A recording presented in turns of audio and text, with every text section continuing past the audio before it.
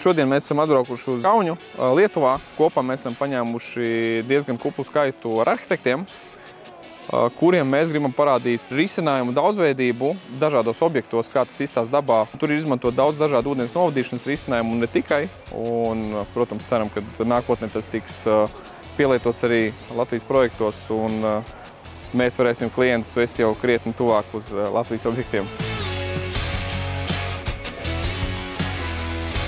Estrādē mēs gribam atnākt, gūt emocijas un gribam koncentrēties vai nu uz dziesmām vai uz kaut kādu priekšnesumu. Un, lai šis process netiktu traucēts, tad ūdens vai lietus ūdens novadīšana ir jābūt maksimāli nemanāmai. Un tāpēc konkrētajā gadījumā mēs redzam, ka ir izmantot spraugveida risinājumi, kurus pirmajā acu uzmetienā mēs pat neredzam. Viņi ir izvietoti pa perimetru estrādei. Lietus ūdens no šīs virsmas tiek pilnvērtīgi savākts un neplūst tālāk uz ielu. Iespējams, ka šeit ir apakšā kāds kanalizācijas vāks, kurš ir nosegts ar smukāku tehnisko lūku, bet tas ūdens viņš principā savācās pa šīm te lietus ūdens savākšanas kanāliem. Kā mēs redzam, spraugveida kanāls praktiski nemanāms. Un arī, kad mēs pārvietojamies pāri, tad mēs netiekam traucēti ar kaut kādu resti. Viss ir maksimāli diskrēts un nemanāms.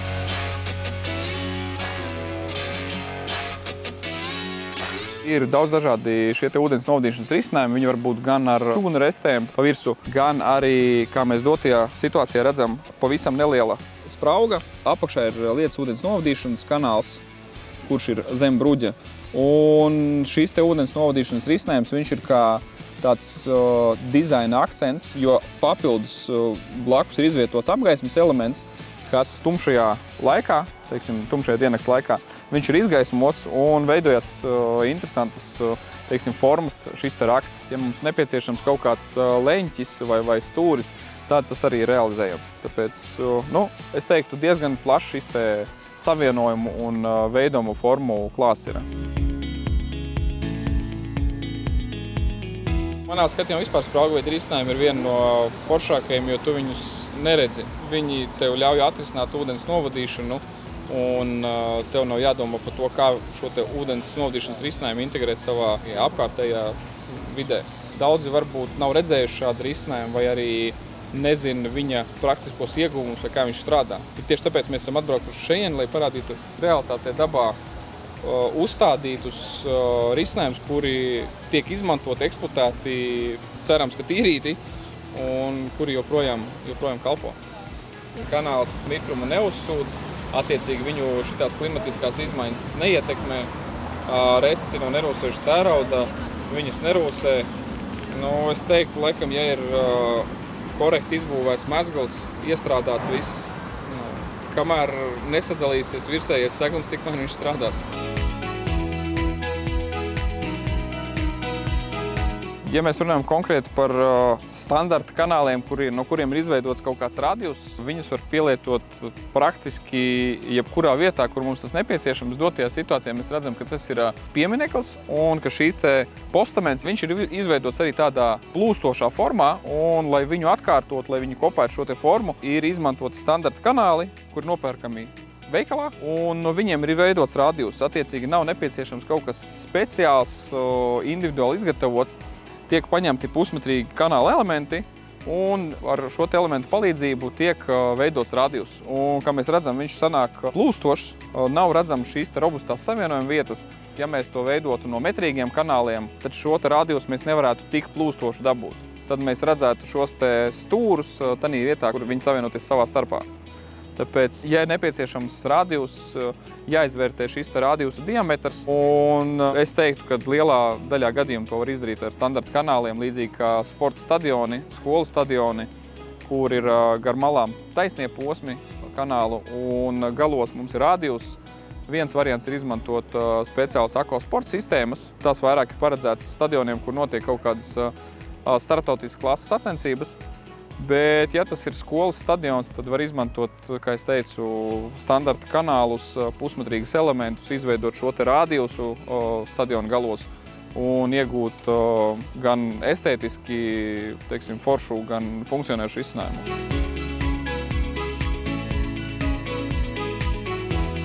Un, ja mēs runājam par spraugveidu kanāliem, tad mēs redzējām uz šīs gājēja ielas, kur viņi ir taisnos posmos gar ceļa malām visā garumā.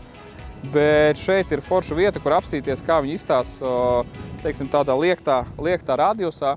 Apkārt baznīcai, teiksim, ir laukums apaļš, un, lai kopētu šo apaļo laukumu gar bortu, ir uzstādīts arī ako risinājumu, ako teknis. Ar spraugveidu šo uzliku, kā arī mums arhitekti teica, ka, principā, ja cilvēks neskatās viņām virsū, viņš viņas var arī nepamanīt.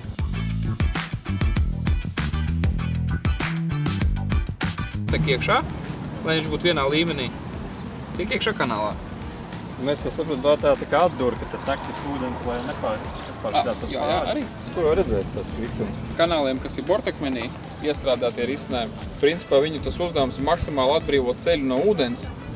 Nevis tas ūdens tek līdz gulijai kaut kur pa to ceļa malu, bet viņš ietek kanālā, un tad jau, principā, ceļš ir, ūdens no ceļa posma novadīts, un tad viņš pa to bortakmens kanālu plūst jau tālāk uz izvadu.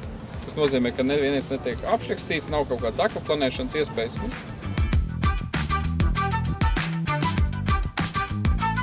Segums ir veidots, protams, slīpumā uz tekni, uz kanālu, un ūdens daudzums gan pa šo bruģi, pa bruģi spraugām nonāk, principā, līdz padziļinājumam, un tālāk tiek iekšā kanālā, aiziet atkal jau uz lietas kanalizāciju. Manā skatījumā viens no tādiem foršākajiem risinājumiem, kad tiek atrisināt šī ūdens novadīšanas jautājums, un tekne nekrīt acīs un nesarežģīja kaut kādu pārvietošanos.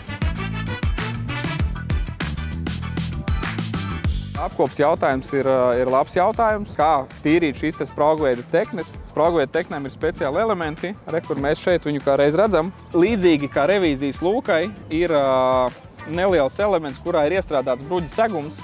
Viņš pilnībā viss izņemās ārā, un tad mums ir piekļuve tam kanālam, kas ir apakšā. Jo no virsmas mēs redzam tikai spraugu, bet apakšā zem šīs spraugas slēpjās kanāls. Viņš var būt 10 cm plats, viņš var būt 15–20 cm platumā. Attiecīgi mēs, izņemot šo revīzijas elementu, tiekam viņam klāt un varam viņu iztīrīt.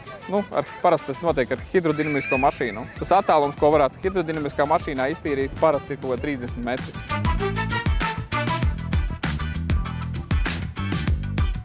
Dotajā vietā mēs redzam gan tehniskās lūkas, kas atkal ir izveidotas speciāli šim projektam lietuviešu, un viņas kopē bruģa segumu. Attiecīgi viņas parasti ir kantainas formas, taisnstūra veida vai kvadrāta, bet dotajā projektā viņas tika izveidotas rombeida formas, lai viņā varētu smuki integrēt šo bruģi, kurš arī ir tādas, teiksim, nepareizas formas.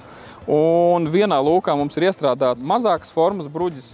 Otrajā lūkā mēs redzam ir tikai 4 granīta plāksnes, attiecīgi lielāki segmenti. Šīs tehniskās lūkas var būt dažādas formas, var būt kantainas, apaļas, kā mēs redzam romveida. Principā, kādā klients vien var iztēloties.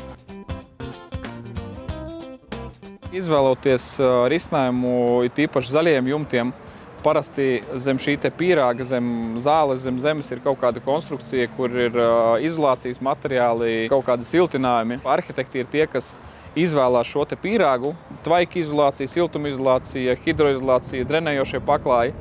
Un, lai piemeklētu pareizo risinājumu, mums jāsaprot šis pīrāga sastāvs, un tikai tādā veidā mēs varam atrast, kuru trapu vai kuru risinājumu konkrētā situācijā varētu izmantot.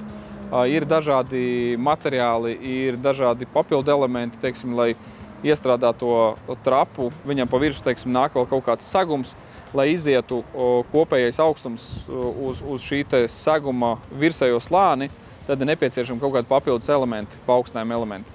Un, lai šo visu sakombinētu, es teiktu, ir jāiesaistās visām pusēm, gan projektētājiem, gan arhitektam, gan ražotājiem. Un tikai tādā veidā var atrast to, kas strādās un kas strādās ilgi.